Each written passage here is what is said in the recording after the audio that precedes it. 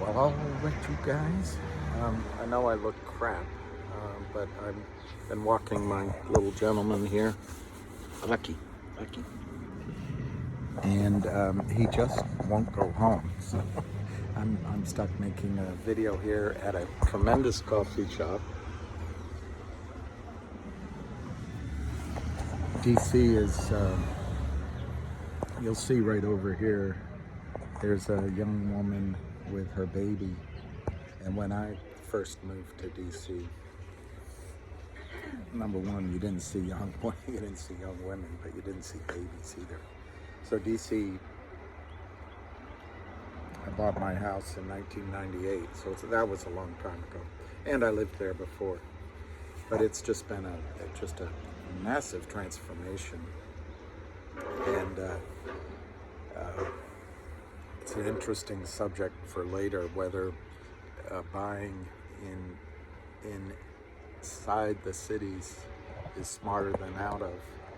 For a long time I believed it was, and I still kind of do, but our society we have to start agreeing that we're Americans and we can have different opinions without demonizing each other. Otherwise, anyway, let's get to why I started this. This is about GTII, and because my boy, here he is right there, being a good boy, he did not want to get home. I've been walking him for 2 hours. He's a senior citizen, and he just doesn't want to go home. So here, the reason I'm doing this for GTII, and I'm sorry I wasted 2 minutes of your time with that introduction. I don't know how to edit, so forgive me. GTI is going to be exciting, and I want to give you the reasons why. I think in my head, it's 8 reasons. The 4 that are the simplest or the most easily controlled by the company, I'll give you first. They're not necessarily they're all great, but they're not necessarily the most exciting one. The most exciting one I'll give you at the end. So what I expect to happen today or tomorrow is you're going to get a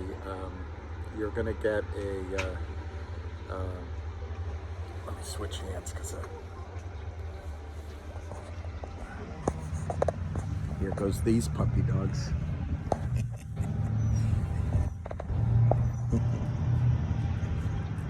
See you later. Bye, puppies. Here's my good dog. Anyway, what I expect today is you're going to get a news announcement today saying that Wes Christian has filed a lawsuit. My prediction was Wednesday, tomorrow, and I'm inclined actually to think that I'm going to amend what I just said. I think it might be tomorrow that you get it, but it could be today. How's that? Then, what does that do? That will land like a thud on every single brokerage desk that he chooses to subpoena. It'll land on a thud of Kramer's attorneys. It'll be at Charlie Mayo's. It'll be at Alpine, I'm sure. I'm not privileged to know where he's sending it, but if you're trying to do discovery, it'll probably be every market maker. It'll be Westpac. It'll be, remember, unlike what Jeremy says and what Lou and Frank, I don't know what they were thinking, but it's frustrating, and I only say it because it's frustrating. I'm not trying to throw aspersions on anybody, but the special dividend of the warrant was working in GTII. Fidelity raised their interest rates that they were willing to pay for stock of GTII to 1,000%, and apparently Wells Fargo slow walked their. I wish I had longer hands. It does help when we're out to dinner that my hands aren't so long. And Wells Fargo was apparently blocking buy tickets. And then a lot of brokerage firms were slow walking the exercise of the special dividend, Jeremy, of a $2.75 warrant that had to be run through the transfer agent. And so they were scrambling to buy stock. So I respectfully disagree with you that I think special dividends work magnificently. We're not supposed to try doing them? Now, the problem is, and I say it, I know they had the best of intention, but Frank Benedetto came in and told you guys that because the stock was going to do a reverse stock split and change its name, and they had a huge short position, COSM was going to, and they would never, that's the other thing, Jeremy, you've got, if you're watching this, but you've got to watch out. If you're talking to the Lynn partners and Jeff Easton and they convince you to take a deal, you're gonna shortcut any squeeze. And the thing is, I know your obligation is not to the squeeze. However, if you want to have a vibrant, booming company, Jeremy, in CRTD, and I mix it in here because you're going to be the CEO of GTII. You cannot be seduced by these people as long as they have a convertible note, a warrant, options, anything they can show the street. You know this better than I do. They can get those machines and the back offices to accept their sell orders. And once the box is checked, no human being looks at it again. You know better how it works, but you seem to think there's some goodness over there at the Lynn Partners. In my judgment, they destroyed your stock as soon as you signed up. Now, it might have been Benchmark who apparently referred Lynn Partners to you, but that doesn't make it any better. If Jeff Easton, as you put it on your space call, doesn't know what he's doing, or isn't smart enough to manufacture almost 400 million shares in your stock's case, well, that's pretty scary too. Then he's just a floozy for Benchmark Capital and other people that are just sell your stock at win. But they need the cover of something that they can convert into, if it's restricted shares, if it's warrants, whatever. And they multiply that. You think that they have any kind of compunction against lying about to several different broker dealers or market makers or whoever they have to get approval from? They just need to show that document over and over and over and over again. The document doesn't have a timestamp on it. It's not restricted. So if you give them 10 million restricted shares, before you know it's worth probably 200 or 300 million in shares they can sell without having to explain themselves. That's my opinion. Anyway, I'll get off of that. So the reason I got distracted there is that I think Wes is going to subpoena those kind of brokerage firms. This will be huge. As soon as this hits compliance officers, all of a sudden,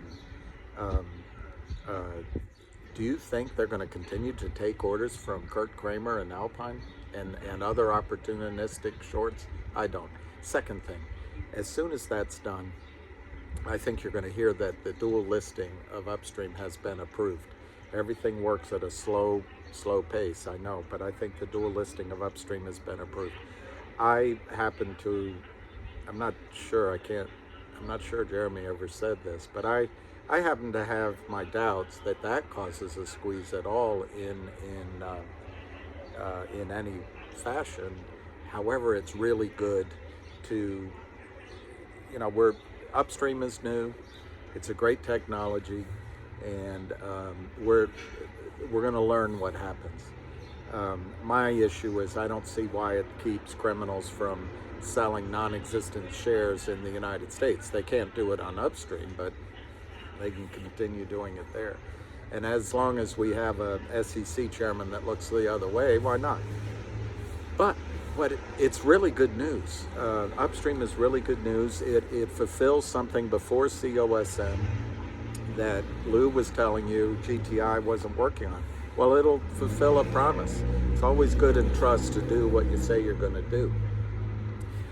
Okay, then the third thing. I think you'll see an announcement probably next week.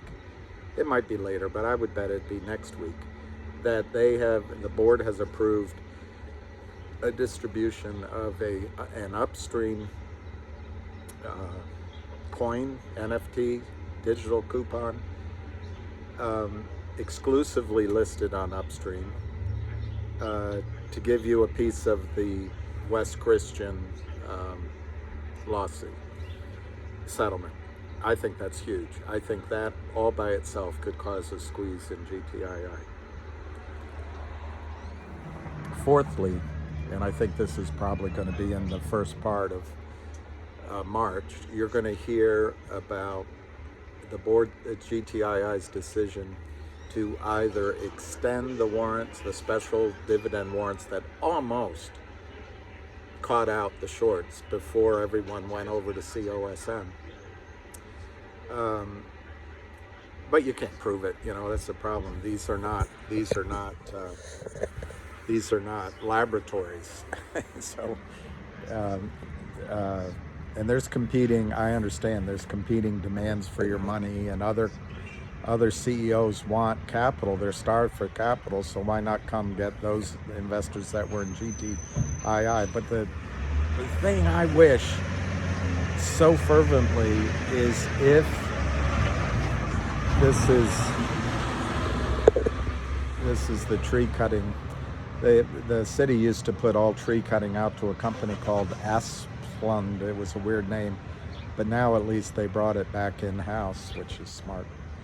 Anyway, I just wish we had proved it once and for all that it works, and then we could slay one dragon, you slay the rest of them. But anyway, we are where we are, as they say in America. They will either extend the warrant that was issued 2 years ago, April, at $2.75, or let it expire and create a new one, special dividend, or both. And almost certainly in either event, the warrant will be moved up to Upstream. And I think that is absolutely amazing. So you've got 4 events that the company can control coming that are going to I think knock the. I wouldn't want to be Curt Kramer or Alpine or Charlie Mayo, because I think the Kramers are going to turn on Charlie Mayo.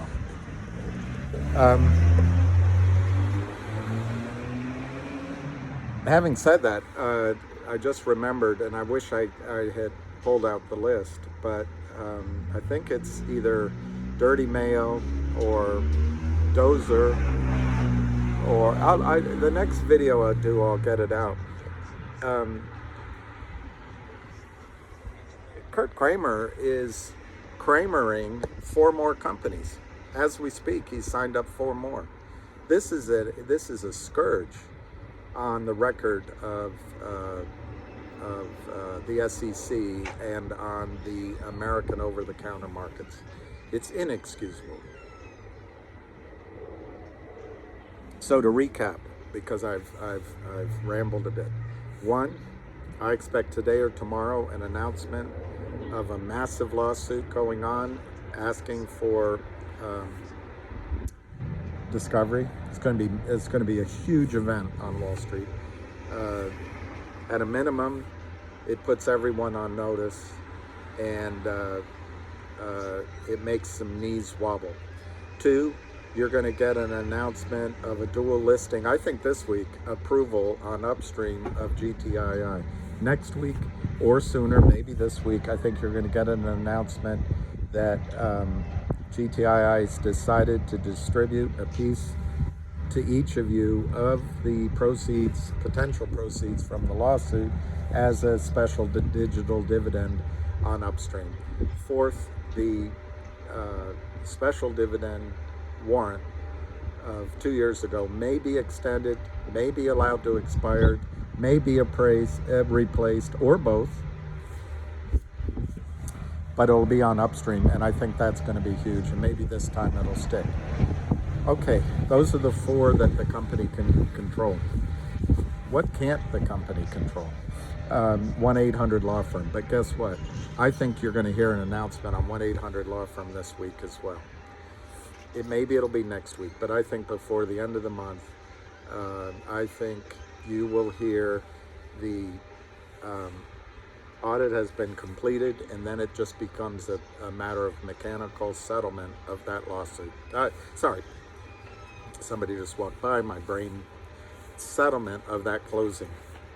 So I think the 1-800 Law Firm deal will be confirmed by press release this week or next. And I think, what's a reasonable time? Give them 30 days to get it done.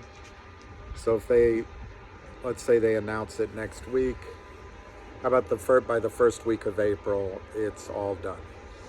That's great news on 1-800 Law Firm, I think. This is my prediction, but if it happens the way I see it, and I give it 95% odds, our long national nightmare is over. That's a political reference. If you're younger than 40, you have to look it up. Then, I believe next week, from next week from next week onward, for about, I would say for about 2 to 4 weeks, I think there's a really good chance you're going to get good news on the lithium mine, Trento Mines. I don't have any inside scoop. My people I've talked to say that that's moved along nicely. And wow, wouldn't that be something if all of a sudden, here's a birdie, several birds. That's what Rose Kennedy always said. Tomorrow the birds will sing. Anyway, so that could be like this Deus Ex Machina, or Hail Mary, or just surprise out of nowhere, that you could see 1-800 Trento. I'm losing it. I already said 1-800 Law Firm, but you can see the Trento mine deal come to fruition in the next 2 to 6 weeks, and that's gonna leave the shorts short. That's a 40%. That's what was announced. 40% of a $15 billion deal, but I understand they might be trying to buy more of it. So that's incredible. Okay, so those are the 6 things. The 2 that they can't control the timing of, but I think you're going to find out that 1-800 auditors is finished. It just, then it'll take time to, create the documents and sit around a table so all the lawyers can make some more money and everyone signs up. But then I think you could see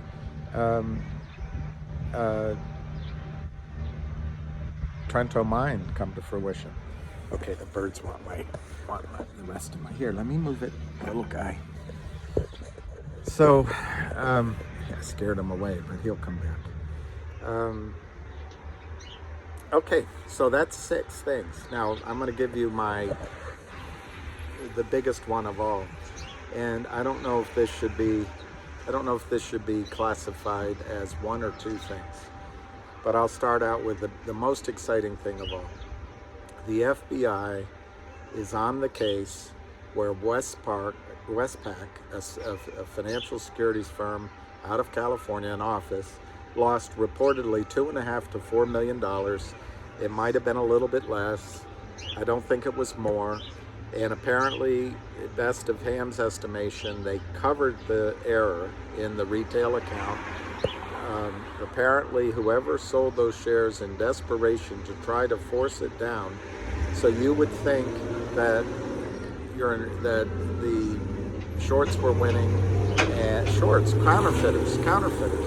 the Kramers were winning and Alpine was winning, decayed the trade. We didn't give you that trade. We don't know it. Well, that's illegal. It's illegal to essentially free ride a trade. It's illegal to place orders that if it wins, you put up the money. If it doesn't win, you walk away from it. And if you're a retail client, you do it once, you might be able to trade again with restrictions. But if you do it a second time, you can't trade. You're done. But I guess as these criminals have a special place in the heart of Gary Gensler, Goldman Sachs, Robert, Cook at FINRA, and the OTC markets should be ashamed of themselves. They shouldn't smile on any of the pictures they take on their website. But anyway, FBI was notified of this loss, and the FBI's on the case. I spoke to 3 or 4 people, I can't remember now. I spoke to 5 people, but what I want to emphasize is only 3 or 4 of them knew what they were talking about firsthand last week. Now, they were short conversations, and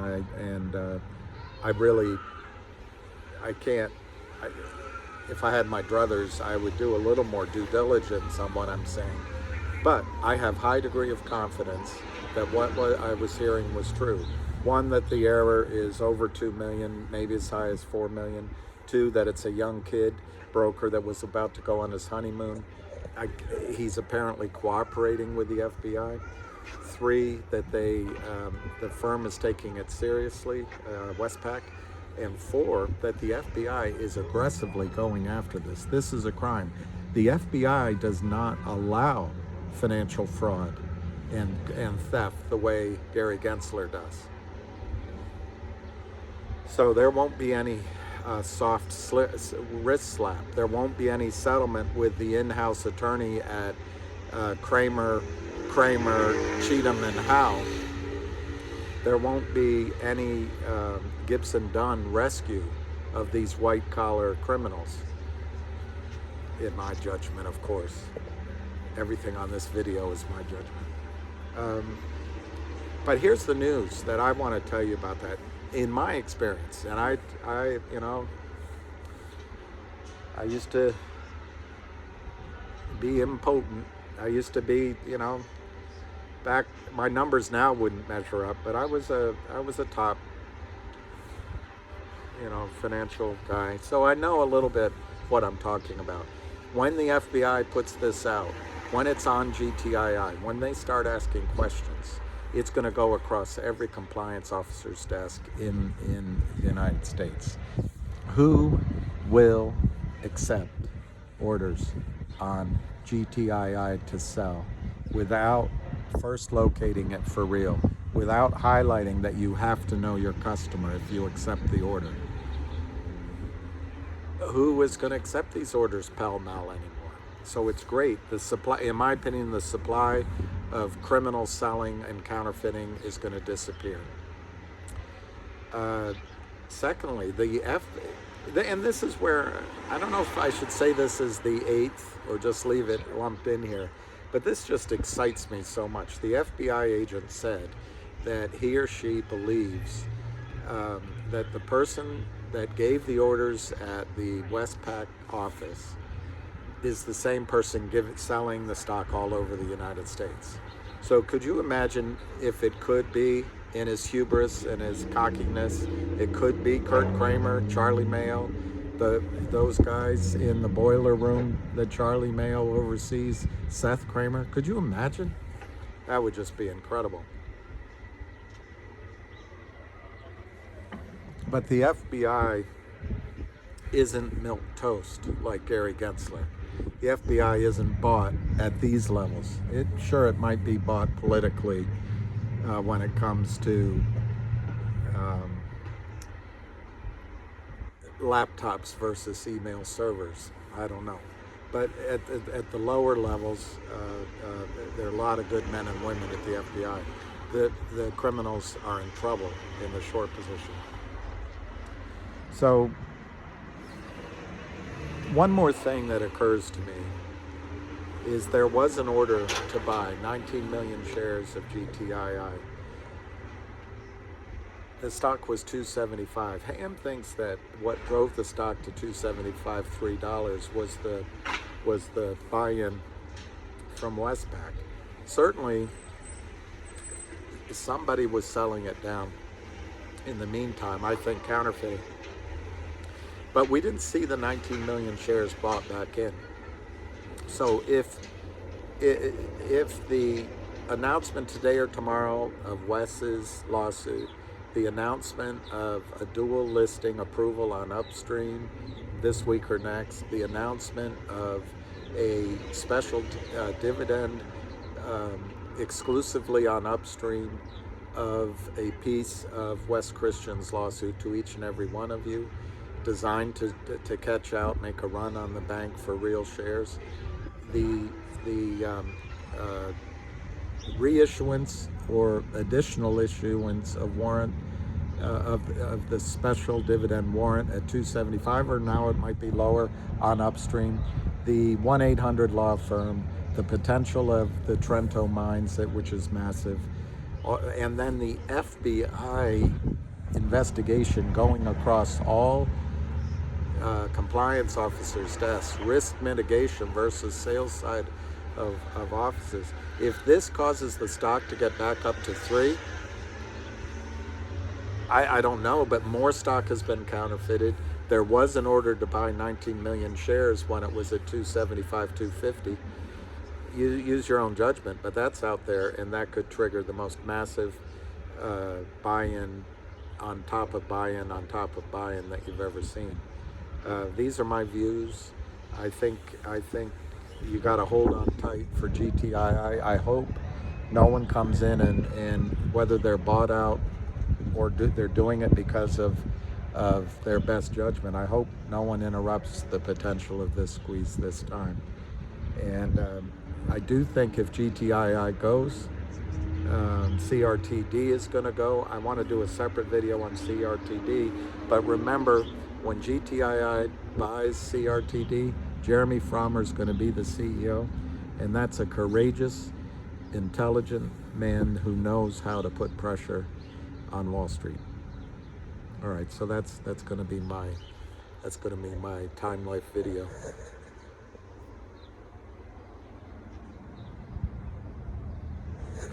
I can put even my friends to sleep. Anyway, I wish you the best. We'll talk later today, and more to be revealed.